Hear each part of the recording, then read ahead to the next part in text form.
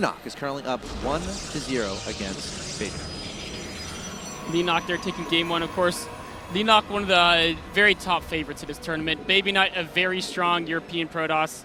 But, you know, Baby Knight can still come back. They're down 0-1. He's not out of it yet. Here, we also have another player down 0-1. It is IM Seed. Yep. But if anyone can make a comeback, IM Seed has got to be one of those top contenders for that nominee, as we saw the IM players at IEM World Championships do extremely well. Oh my gosh. All four of them making the top four in that tournament. Extremely well might be an understatement there, Nick.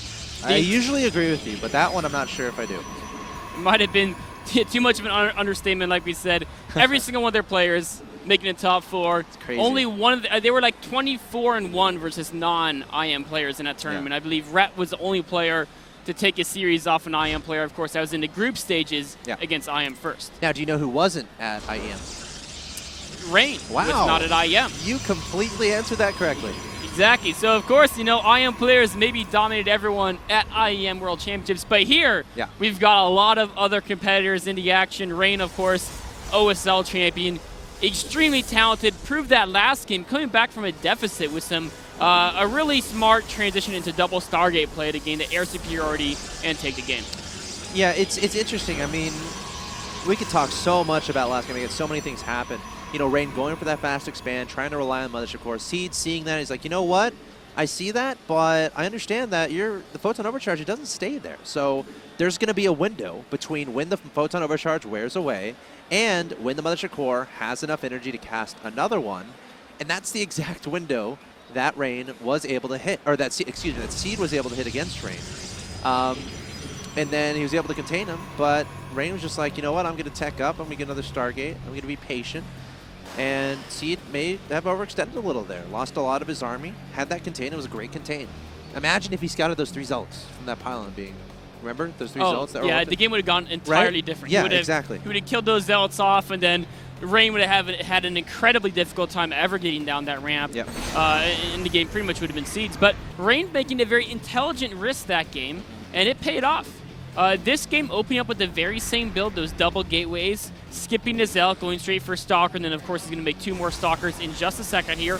On the other side, we have Seed doing a very different opening, getting 1 Zealot, then a Stalker, then a second Zealot, saving up a good amount of gas, going for a fast Stargate. In fact, both players going straight to Stargate. I'm not immensely surprised by this, considering both players went for Stargates in the last game as well. They're very willing to change their play a little bit with the introduction of Heart of the Swarm and the increased presence of Void Rays and, of course, their newly found power versus, of course, Wings of Liberty. So Seed going to try to do some pressure here with the Mothership Core. He has a Zealot and a Stalker there as well. And he's, at the very least, going to scout the Stargate. I think, right, with his Mothership Core, in theory? Yeah, I mean, I don't see any way. There he goes. He gets right in his vision right now, runs away before the Stalkers can kill him. That's awesome. And now he knows exactly what the situation is. So what he's going to do is he's going to go for the Phoenixes. And this could give him an advantage because Rain does not know that Seed went Stargate. So Rain's going to go for that Oracle first to try to get some harass done, but against an opponent who's going Phoenixes, and Seed is going to be ready for Oracle. He's just going to find it with the Phoenixes, kill it, and then he's going to have the Phoenix advantage because he's already going to have 1 or 2 on the field before Rain even starts his production. Rain also placing a pylon on the bottom right side. He's going to try to cut the Mothership Core off. The Mothership Core packing away. Might have to recall to get back home. The 3 Stalkers going to try to track him down. Nice positioning here from Rain. Also adding on a pylon there on his bottom side of the map. 2 more Stalkers incoming as well. And his Mothership Core, it might be trapped. He's trying to get zoned out here.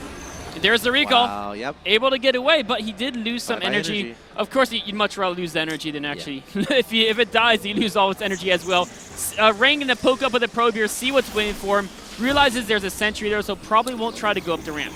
Did he see those I don't Phoenixes? know if he saw the Phoenixes. It's always hard to tell with that high ground vision if he did get knowledge of them or not. He is backing that Oracle away, so I think he might have seen him because that Oracle is kind of hiding away on the right side. There's no reason not to go into that mineral line, right? Unless you know those Phoenixes are around. But look at this, the Phoenixes are going hunting. It's Oracle season. And are they going to find it? I don't know if they will. The Oracle is very well hidden now. It's trying to sneak along the right side a little bit, thinking about going in, deciding not to. Seed knows he has an advantage because he knows that he got that Stargate undetected. He knows his opponent made a few more Stalkers, which is a larger gas investment, which means less air units on the field. So he's going to go for the expansion. Rain is going to do the same thing. And the question here, oh, look at that. Hallucinated Oracle heading across the map. Rain sees it with the pylon. This could draw his units out of position, which lets Seed push out a little bit here. Now, when you click on a hallucinated unit, there's nothing that... Is there anything that tells you it's hallucinated? No. Okay. I mean, if you have an observer or detector, of course you can see it, but there's no way to tell if it's hallucination without detection until you attack it. Because Rain clicked on the Oracle. But. Up until you launch an attack or it attacks you and you see the damage ratio is obviously different.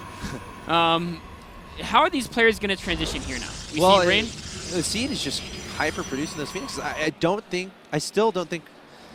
No, Rain has to know about the Stargate at this point. You know, he does. Okay. I mean, he's seen only 2 Zealots. He's keeping Oracle back. Yeah. He knows exactly what's going on here. Staying on just gateways and air production, and this is because Phoenixes are a unit where if you have more Phoenixes than your opponent's Phoenixes become almost worthless because they die so incredibly fast to your Phoenixes. The greater number will just overwhelm the smaller number before the small number can even make a dent in the greater number's count. So both players really want to just keep cranking out Phoenixes non-stop, make sure all their gas is in that Stargate production.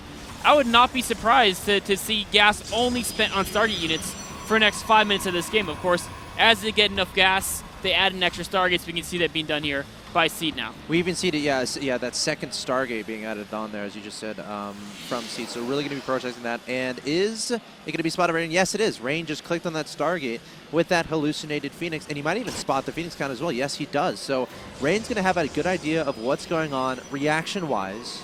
I don't see any additional Stargates from him. Will he just throw down 2 additional Stargates? Or will he do something else? It's tough. I mean, he's already behind in the Phoenix count, of course, because he opened the Oracle. And then now his second Stargate would be later, even if he wants to go for one. So he's got a very tough choice. Should he try to do some weird unit transition like what Seed tried in last game? Or should he try to just tech up and get a higher Stargate count? Should he take a fast third base, knowing his opponent's committed so much to air and might not have a strong ground force? There's a lot of choices Rain has. He's trying to get something done with these Phoenixes, but if... Okay, so he's going to add in a second Stargate in this play from a little bit behind here. Oracle in the natural, killing a number of probes out of Phoenixes, distracted the main.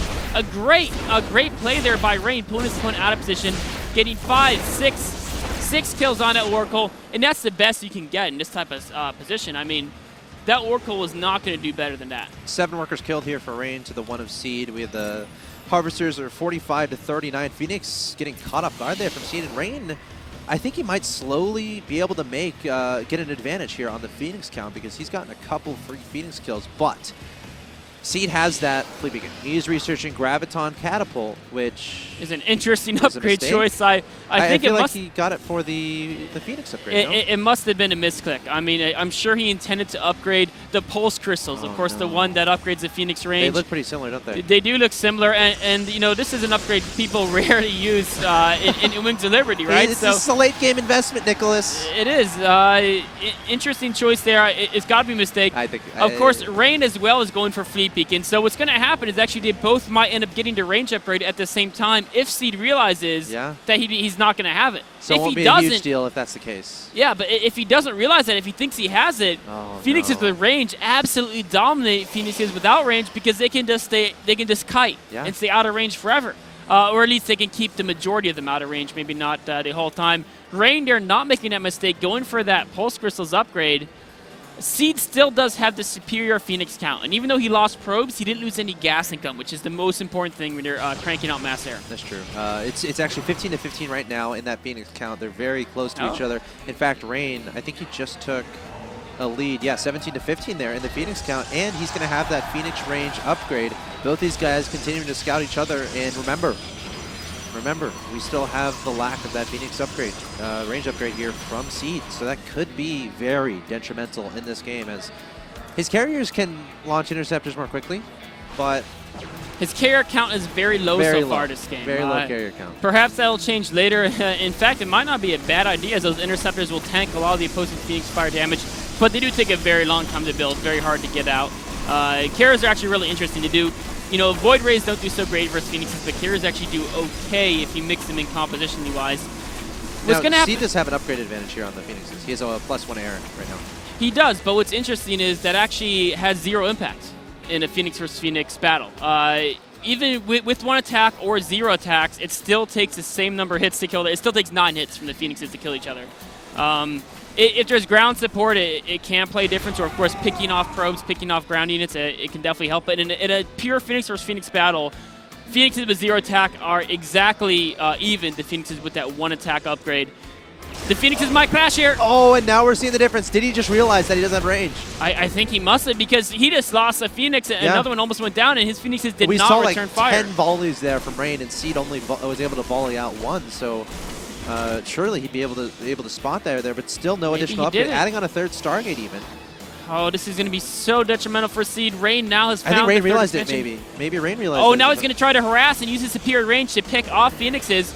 Seed accident into his zone. Another Phoenix goes down. Seed's trying to chase. He can't. He's like, why are you shooting further than me? He's losing Phoenix after Phoenix, unit after unit. Rain is picking him Now apart with his superior range. He just started researching the range.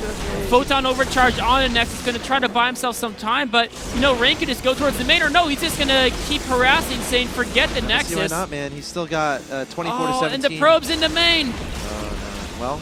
Oh, not going to try to kill too many. Of course, wants to stay nimble. If you lift a probe, you can't run away. Doesn't want to get cornered. Seed closes the distance, but Rain still has a superior count. He has too many Phoenixes, and Seed is going to pay for it. Rain demolishing every Phoenix. There's the GG from Seed.